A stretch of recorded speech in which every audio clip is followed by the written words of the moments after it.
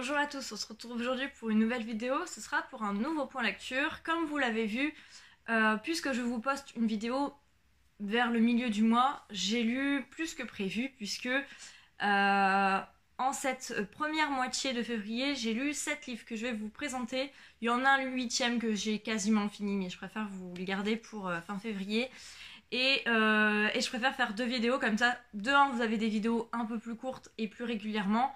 Et de 2, ça permet que ce soit un peu plus clair dans mon esprit que de vous présenter tout d'un coup et de voir passer plus rapidement. Parce que certains romans, j'ai oublié au bout d'un mois. Si c'est des lectures passables, je peux oublier. Donc, je vais vous parler tout de suite des 7 romans. Tout d'abord, j'ai lu Glaise de Frank Buys à la Manufacture de Livres. Ici, on se retrouve au cœur du Cantal, dans un petit village, du coup, en août 1914, donc au début de la Première Guerre mondiale.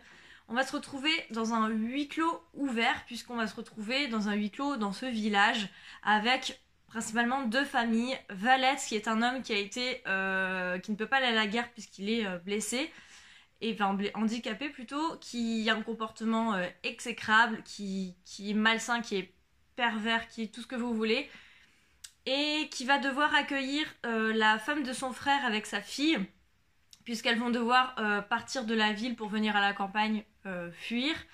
Et on va suivre une deuxième famille dans une autre ferme avec Joseph qui a 15 ans, donc il est trop jeune pour partir à la guerre, son papa vient de partir, et il va devoir prendre le rôle de l'homme de la famille auprès de sa grand-mère et de sa mère. J'ai bien aimé ce roman, j'ai un peu moins aimé que Grossir le ciel qui avait été un gros coup de cœur pour moi, mais pour moi ce sont 2 romans différents. Ici on est plus dans de l'historique et dans du roman noir, alors que dans l'autre on était dans du roman noir rural également, mais plus à suspense, plus pas thriller, mais voilà, plus gore, plus psychiatrique, plus ambiance plus tendue, alors que là voilà, il n'y a pas forcément de suspense, c'est une histoire qu'on suit, surtout pour le personnage. Et ce que j'aime dans l'écriture de Frank Buys, c'est surtout la qualité de ces personnages. On s'attache rapidement aux personnages, les personnages sont très bien décrits. On arrive chacun à avoir leur personnalité, on arrive très bien à les imaginer, et c'est ce que j'aime dans un roman. Ici, on est à fond dedans. On y voit autant ce qu'il y a de plus beau dans des relations comme ce qu'il y a de plus noir. Et voilà, l'auteur aime faire les parallèles entre certaines belles relations et des relations beaucoup moins belles. Mais en tout cas, voilà, j'ai bien aimé. Je l'ai lu rapidement parce que voilà, vous savez que mon rythme en ce moment est assez court. Et ce roman de plus de 400 pages, je l'ai lu en 3 jours peut-être, quelque chose comme ça.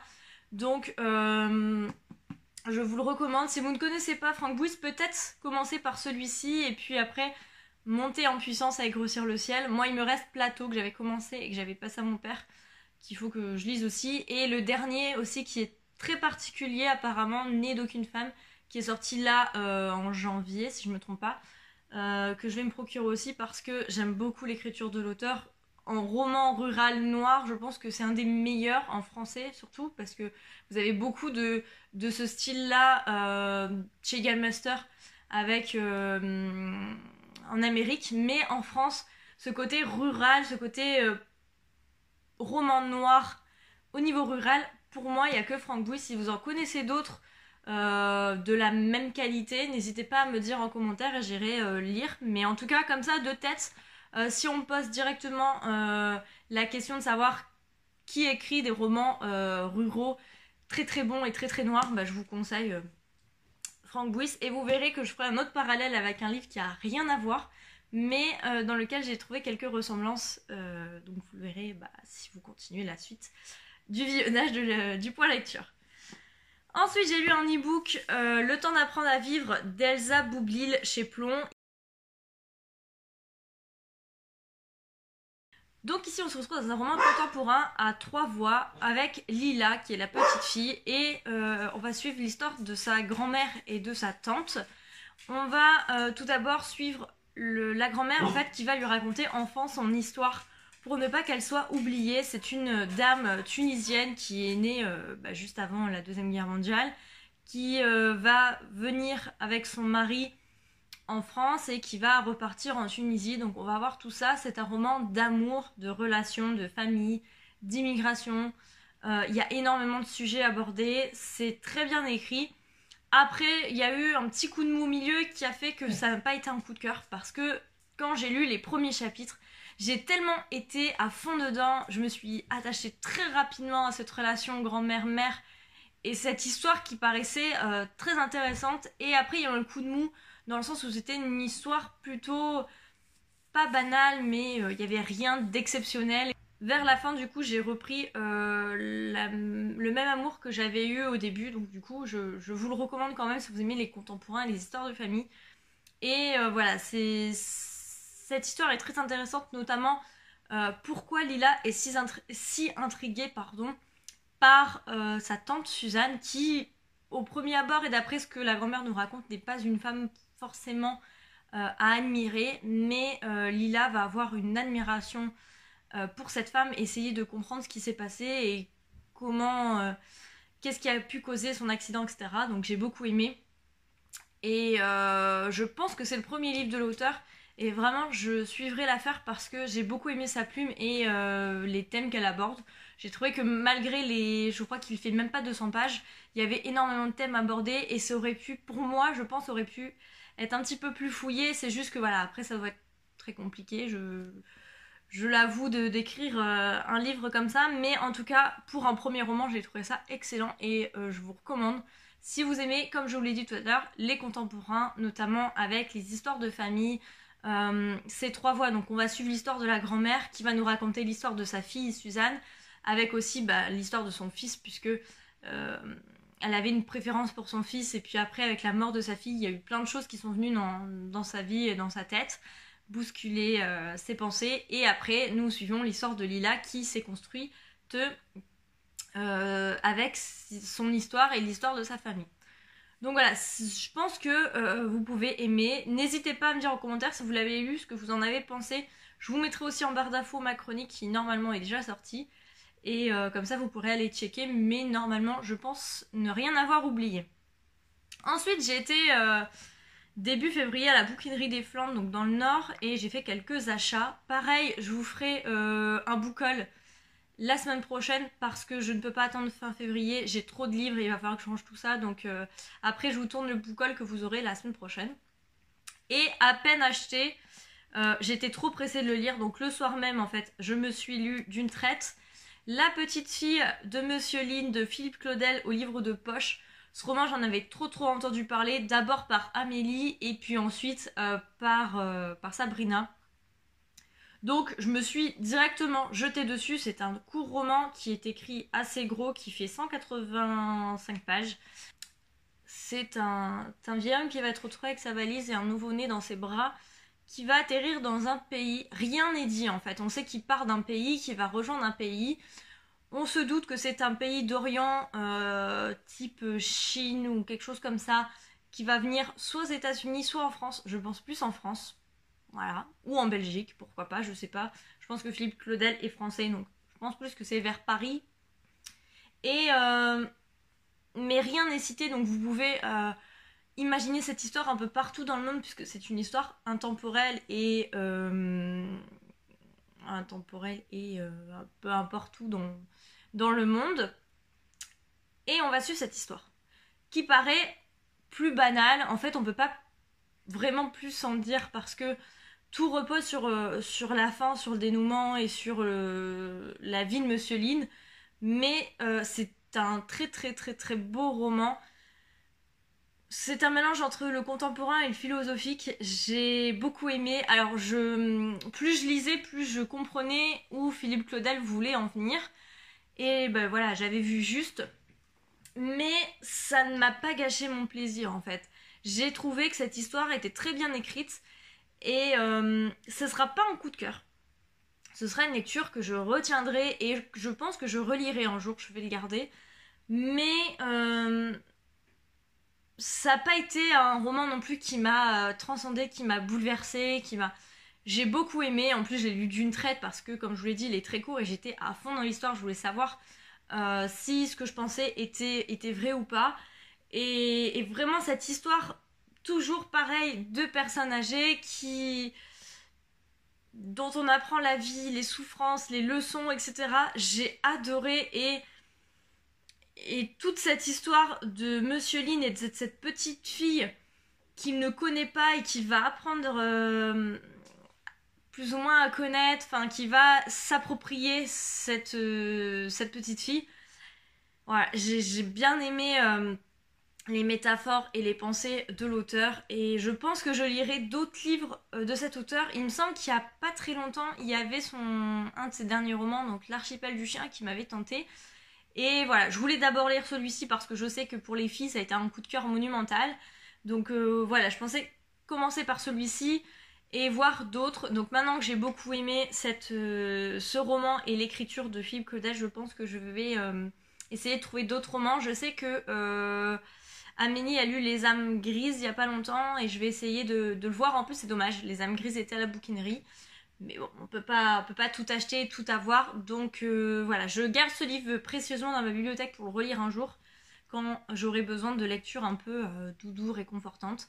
Et si vous ne connaissez pas, bah foncez.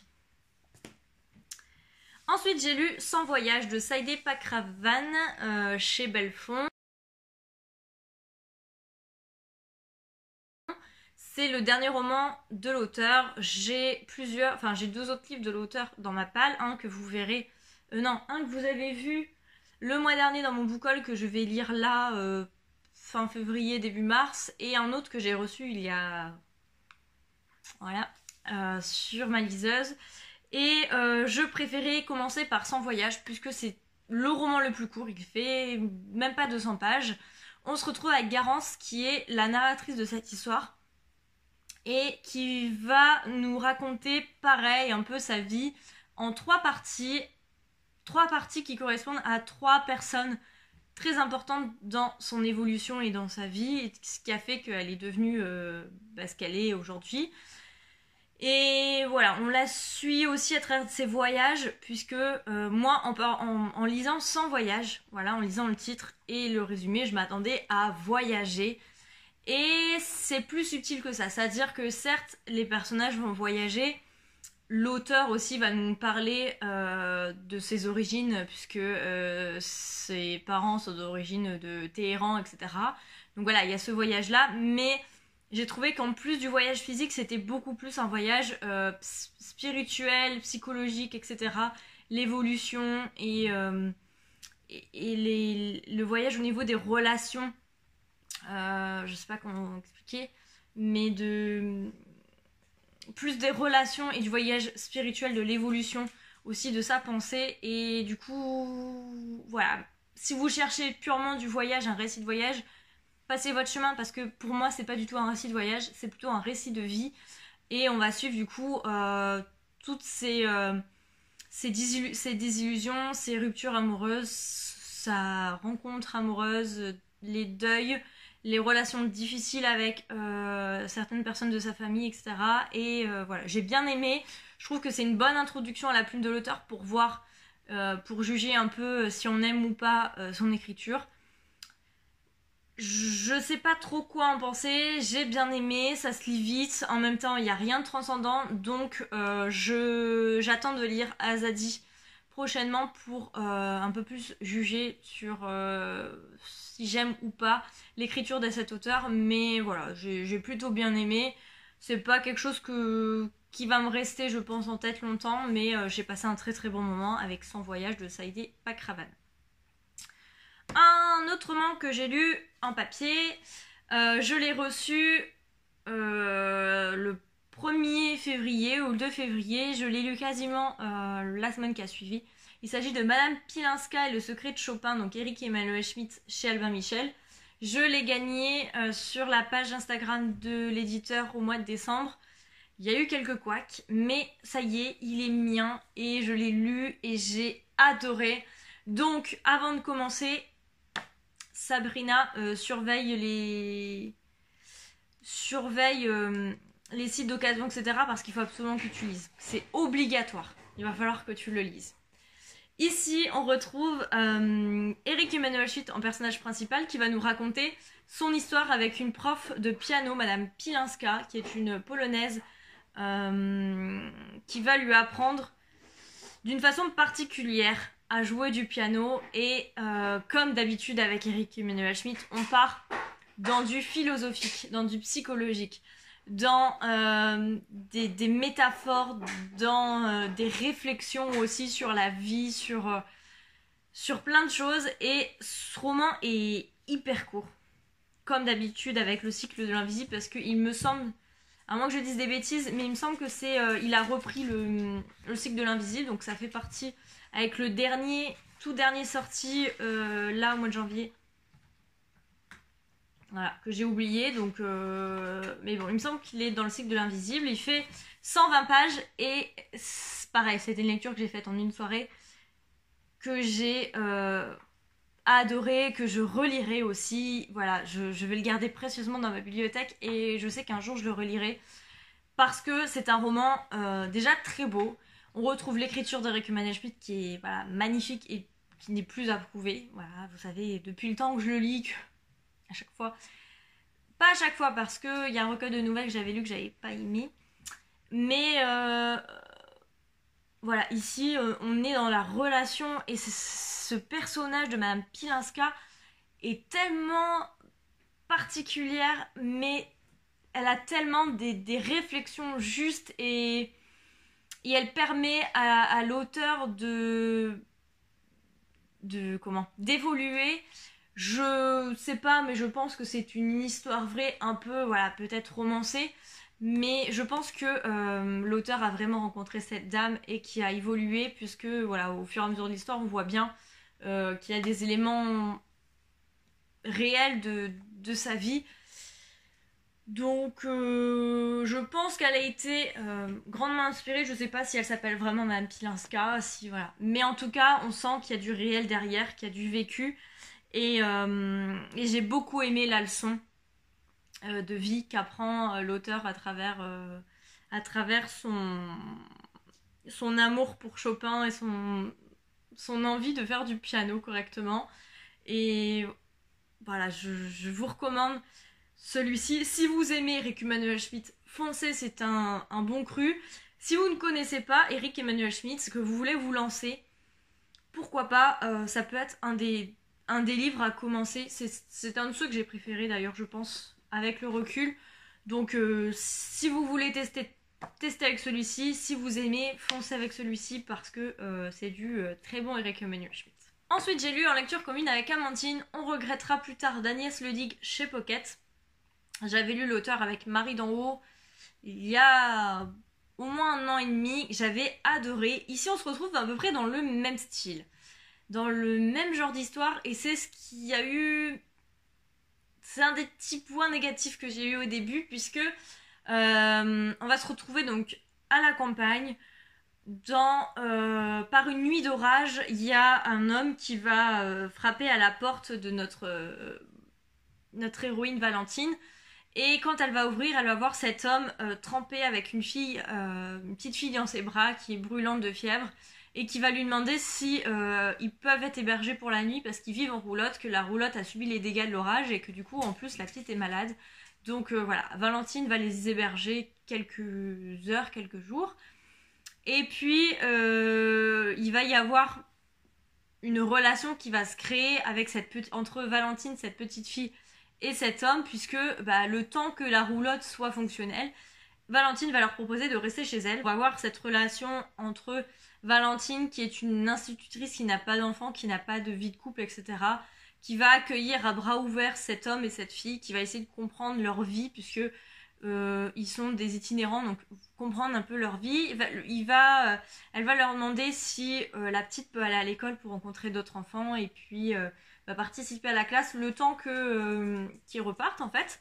Et ce que j'ai aimé aussi, ce qui n'est pas annoncé, c'est que il va y avoir quelques courts passages de temps en temps avec une histoire qui a lieu pendant la Seconde Guerre mondiale, avec une dame qui va être emmenée dans un camp de concentration, qui va sortir mais à plus de 8 mois de grossesse ou je ne sais combien près de l'accouchement, et qui va être épaulée par un jeune garçon de 14 ans.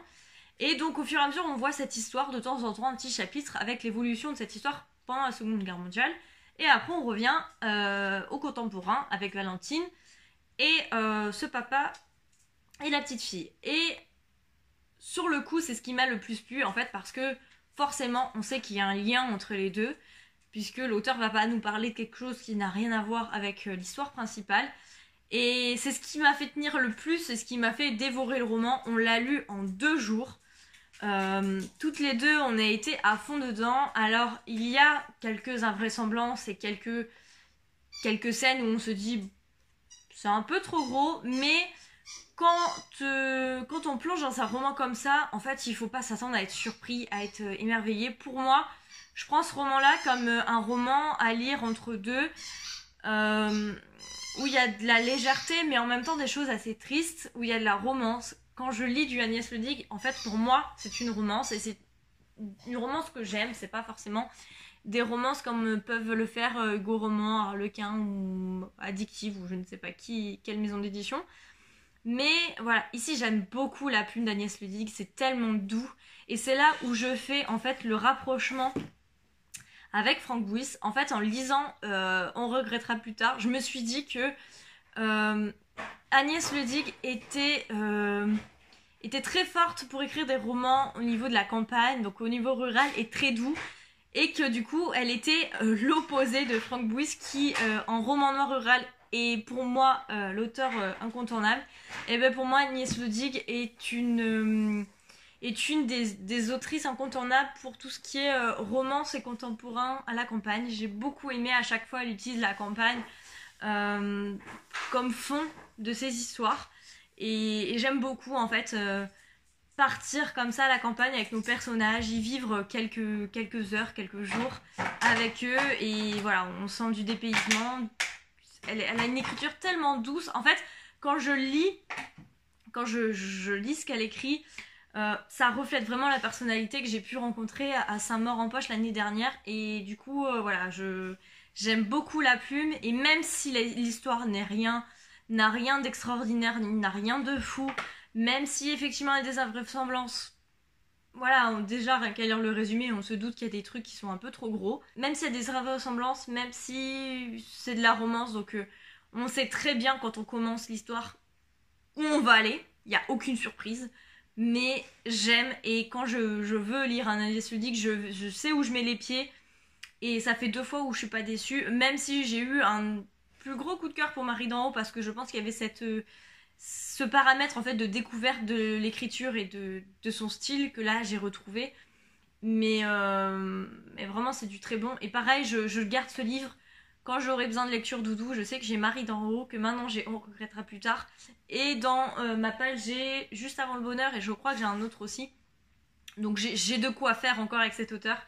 Et j'aimerais bien, je sais pas si elle revient à sa mort cette année, mais me le faire dédicacer celui-ci, parce que j'ai beaucoup aimé, et je suis ravie d'avoir fait découvrir l'auteur à Amandine, puisque pour une fois, voilà, elle fait une découverte romance grâce à moi, donc je suis très fière. Donc c'est tout pour ces romans. Je crois que finalement il y en avait 6 et pas 7, mais bon, c'est déjà pas mal. Vous voyez, au final on arrive quasiment à la demi-heure, donc c'est déjà pas mal. Si vous avez lu l'un de ces livres, n'hésitez pas à me dire en commentaire ce que vous en avez pensé, pour voir si vous pensez pareil ou pas. Si je vous ai donné envie de lire l'un de ces livres, vous voyez, il y a un peu de tout. Alors en ce moment, ces derniers mois, j'ai remarqué que je lisais de plus en plus de contemporain et de moins en moins de thrillers. Mais voilà, il y a des périodes, en ce moment c'est plus du contemporain. Là j'ai de plus en plus envie de retourner dans tout ce qui est Moyen-Orient, etc. Donc Yasmina Khadra, Saïdé Pakravan, enfin voilà, il y a plusieurs trucs comme ça où j'ai envie de relire en ce moment, donc je pense que vous verrez ça. Mais il y a aussi d'autres thrillers qui sortent très très bientôt. En mars, c'est une folie tout ce qui va sortir, donc je pense qu'on n'est pas prêt d'avoir aucun livre à lire. Et les sorties 2019 promettent, donc voilà, je vous laisse. N'hésitez pas à me dire ce que vous voulez en commentaire, à mettre des petits pouces bleus, à partager, à vous abonner si c'est pas fait. D'ailleurs, je profite de cette parenthèse pour remercier les derniers arrivés sur la chaîne. Vous êtes quelques-uns. Je pense être venue grâce à Audrey qui m'a cité dans sa vidéo Share the Love que j'aime beaucoup et du coup j'étais ravie que notre amour de chaîne soit réciproque. Voilà, c'était la petite déclaration de fin de vidéo et du coup je vous retrouve la semaine prochaine pour un nouveau book haul et puis sûrement la semaine d'après pour le point lecture de la dernière quinzaine de février. Voilà, je vous souhaite de très très bonnes lectures et du coup à la semaine prochaine. Ciao!